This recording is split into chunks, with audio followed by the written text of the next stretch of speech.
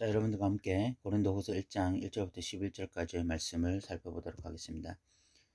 고린도후서 서두는 좀 특이한 것이 보통 사도 바울은 다른 서신서에서 그 서두 부분에 수신자들의 상황에 대해서 묘사하면서 그것에 대해서 하나님 앞에 감사하는 내용이 나와 있는데, 고린도후서에서는 어떤 이 발신자인 사도 바울 자신의 상황에 대해서 이야기하면서 그 상황 가운데 역사하셨던 하나님에 대해서 이야기를 하고 있습니다. 그러니까 수신자인 어떤 그 고린도 교회의 상황보다도 자신의 상황을 이야기하고 있다는 것이 좀 특이한 점이라고 할 수가 있고요.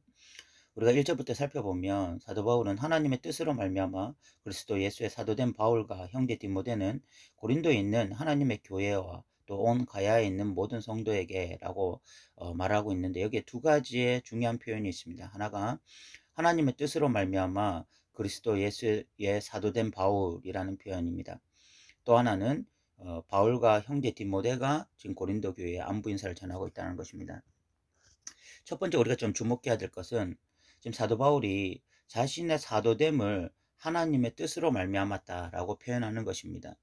사도 바울이 지금 이런 표현을 쓰고 있는 이유는 고린도 교회 안에 그 사도 바울의 대적자들이 사도 바울의 사도성에 대해서 강한 어떤 의구심을 표현하고, 그래서 성도들의 마음을 어떤 흔들고 있었기 때문에 그렇습니다.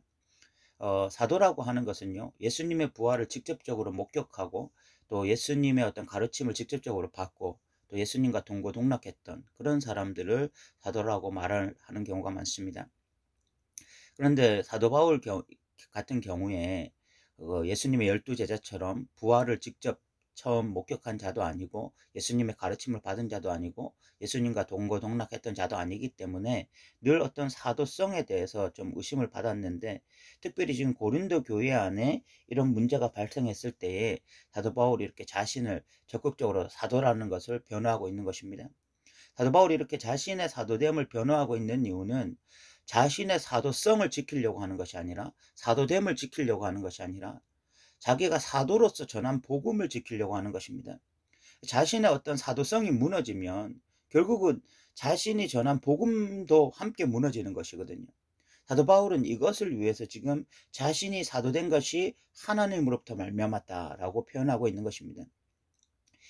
인간적으로 하면요, 사도 바울은 자신이 지금 개척한 교회로부터 자신의 사도됨을 의심받고 있는 너무나 가슴 아픈 상황입니다. 정말 저였다면 너무나 힘든 상황이었을 것 같아요. 제가 개척한 교회로부터 제가 어떤 목사됨을 거부당하고 있다면 저는 너무나 고통스러웠을 것 같습니다. 그런데 사도 바울은 그런 인간적인 고통을 넘어서 자신이 전한 복음 때문에 지금 사도됨을 강력하게 지금 표현하고 있는 것이고요. 그리고 바울과 형제 디모데가 지금 고린도 교회에 안부 인사를 전하고 있다라고 이야기해서 디모데까지 언급하고 있는 이유가 있습니다. 디모데가 고린도 전서를 가지고 이 고린도 교회에 가서 사도 바울의 어떤 그 고린도 전서를 읽어 주었을 때에 고린도 교회 반응이 너무나 의외로 굉장히 모욕적이었습니다. 그러면서 디모데가 굉장히 모욕을 당하고 돌아와요. 그 이후에 또 사도 바울도 고린도 교회의 그 반응을 보고 직접 갔다가 바울도 모욕을 당하죠. 그래서 디모데와 바울은 그 고린도 교회로부터 굉장한 상처를 받고 고통을 당했습니다. 그런 가운데 고린도 후서를 쓰면서 바울과 디모데를 언급함으로써 디모데도 이제 고린도 교회와 관계를 회복해야 되고 바울도 관계를 회복하는 입장에서 먼저 손을 내미는 입장에서 바울과 이 형제 디모데가 안부를 전한다라고 이제 말을 하고 있는 것입니다. 그러면서 이 3절부터 5절까지를 보시면 기독교의 어떤 이 역설에 대해서 사도 바울이 이야기를 하고 있습니다. 4절에 우리의 모든 환난 중에서라는 표현이 나오는데 3절에 보면 모든 위로의 하나님이라고 표현되어 있습니다. 그러니까 모든 환난이라는 것이 모든 위로와 상응하고 있습니다. 기독교의 이것이 역설입니다. 패러독스라고 하는. 기독교가 가지고 있는 중요한 요소 중에 하나가 바로 역설이에요. 여러분, 모든 환난이 있으면 그에 상응하는 반응은 낙심이나 절망이나 원망이나 불평이어야 합니다. 그것이 정상적인 반응이죠. 이런 보통 사람들이 모든 환난 가운데 처해 있는데 그 상황에서 기뻐할 사람이 누가 있습니까? 그 상황에서 위로를 받을 사람이 누가 있습니까? 대부분은 낙심하고 절망하고 원망하는 것이 보통 상황일 것입니다. 그런데 기독교의 이 역설이라고 하는 것은 모든 환난 가운데서 모든 위로가 존재한다는 것입니다. 모든 환난의 순간순간들마다 하나님이 주시는 모든 위로들이 있다는 것입니다. 이것이 기독교가 가지는 아주 중요한 역설이에요. 이것이 패러독스입니다. 여러분, 그 마태복음에 보면 마태복음은 다 하나님 나라 이야기입니다. 그래서 5장부터 7장까지 우리가 산상수훈이라고 말하는 것이 하나님 나라에 대한 설교예요. 그 하나님 나라에 대한 설교를 하면서 예수님은 그 하나님 나라로 들어가는 것이 바로 좁은 길이라고 말씀하셨습니다. 이 길은 좁고 협착해서 찾는 이가 적다고 했습니다. 그럼 여러분, 좁은 길로 가는 사람이 불행한 사람이어야 되거나 아니면 힘든 길이어야 되잖아요. 그렇게 반응을 해야 되잖아요. 넓은 길로 가는 사람들, 보통 사람들이 가는 그 길을 걸어가는 사람들이 행복자라고 또 편한 길이라고 말을 해야 되잖아요. 그런데 예수님은 마태복음 13장에 하나님 나라 비유를 말씀하시면서 그 길은 좁고 협착해서 찾는 자가 적음에도 불구하고 정말 그 하나님 나라를 발견한 사람의 특징은 무엇이냐면 밭에 감추인 보화라고 했습니다. 정말 그 하나님 나라를 발견한 사람은요, 이 길이 좁고 협착해서 나 불행해, 이제 내 인생 망쳤어, 나 왜 이렇게 힘든 길을 선택해, 이렇게 반응하는 것이 아니라 최고의 기쁨, 그래서 자기의 전부를 팔아서라도 사고 싶은 것이 그 하나님 나라, 그 최고의 보물을 발견했다, 이런 반응을 가지는 것이 바로 하나님 나라라고 생각한다는 거예요. 그 길을 걸어가는 것은 좁고 협착한 길이지만, 좁은 길이지만, 그러나 그 길을 발견한 자의 마땅한 반응은요, 나 망했다, 나 슬프다, 나 왜 이 길을 알게 되었지, 이렇게 반응하는 것이 아니라 최고의 보화를 발견했다, 이렇게 반응한다는 거야. 이것이 하나님 나라의 역설입니다. 패러독스입니다. 이것이 기독교가 가지는 너무나 특이한 것입니다. 그래서 5절에 보면 그리스도의 고난이 우리에게 넘친 것 같이 우리가 받는 위로도 그리스도로 말미암아 넘치는도다. 고난이 많으면 많을수록, 고난이 넘치면 넘칠수록 위로도 넘쳐나게 되는 것, 이것이 기독교가 가지는 진짜 중요한 힘이에요. 하나님 나라를 알고 나면 하나님의 통치를 이 땅에서 받기 위해서 이 세상에서 받는 고난들이 반드시 생깁니다. 그런 고난이 있을 때에 그 고난을 받아낼 때마다 놀랍게도 그 고난을 감당할 수 있는 하늘로부터 오는 위로, 그것이 넘쳐나는 거야. 고난이 넘쳐나면 넘쳐날수록 하나님의 위로도 넘쳐나는 것, 이것을 경험하는 것이 바로 기독교인 것입니다.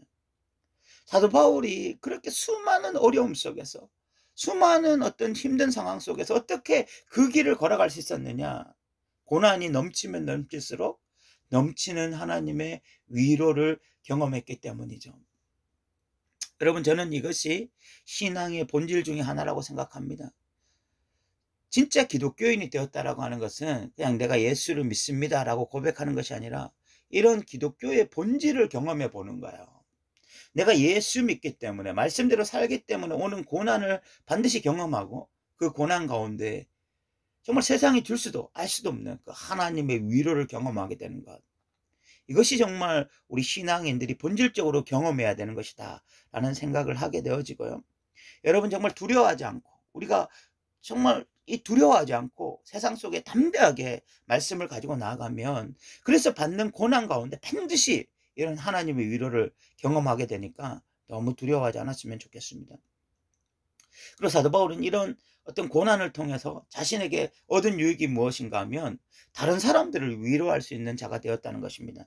그래서 6절에 보면 우리가 환난 당하는 것도 너희가 위로와 구원을 받게 하려는 것이요, 우리가 위로를 받는 것도 너희가 위로를 받게 하려는 것이니 라고 이야기해서, 결국은 이런 환난과 어려움 속에서 위로를 받은 이 경험이 결국 다른 사람들에게 또 위로를 줄 수 있는 그런 것으로 나타난다라고 이야기를 하고 있습니다. 참 모든 인간은 다 이기적입니다. 모든 인간은 이기적이라서요. 자신이 처한 상황, 자신의 가족 뭐 이런 것밖에 생각하지 못해요. 실질적으로 그렇습니다. 뭐 대단히 남에게 베푸는 것 같고 대단히 어떤 뭐 남에 대해서 배려하는 사람 같아 보여도 그런 사람일수록 실질적으로 뒤로는 더 이기적인 경우도 저는 많이 봤습니다. 그런데 그런 이기적인 인간, 태생적으로 이기적일 수밖에 없는 인간이 타인에게 타인을 돌아보고 타인에게 위로할 수 있게 되어지는 중요한 도구가 결국 고난이라고 하는 도구.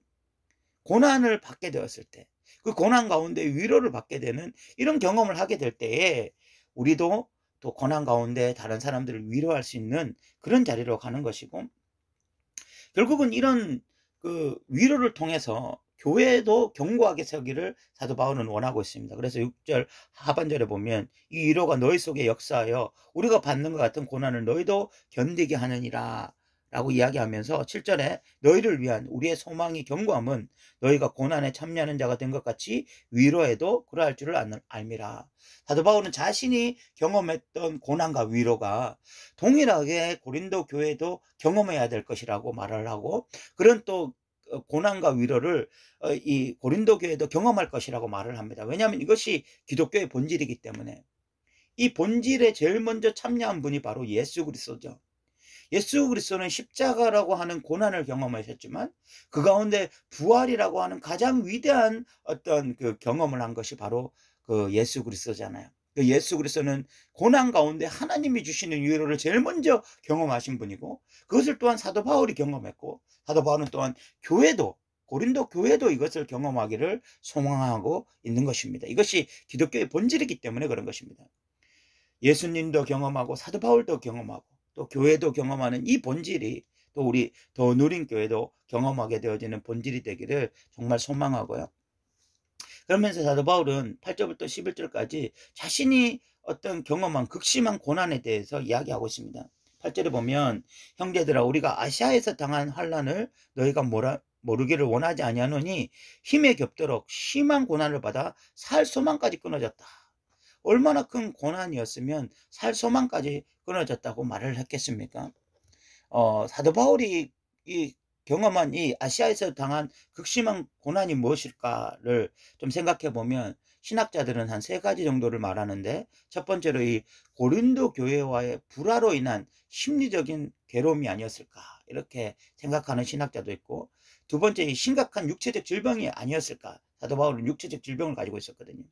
세 번째, 이 대적자들로부터 오는 핍박이 아니었을까. 이 에베소 지역에 있을 때, 이 아시아 지역에 있을 때에 또 굉장한 어떤 그 어려움을 경험하게 됩니다. 그것이 사도행전 19장 23절부터 40절까지에 보면 나오는데, 더메드리오라는 은장색이 나오면서 이 사람이 유대인들, 바울을 적대시하는 자들을 선동해서 막 바울을 죽이려고 하는 그런 상황도 나타나게 되거든요. 그런데 신학자들은 이 세 가지 전체가 다 복합되어진 것이 아닌가 그렇게 생각되어집니다. 고린도 교회로 인한 불화로 인해서 사도 바울이 굉장히 심리적으로 우울증도 있었고요.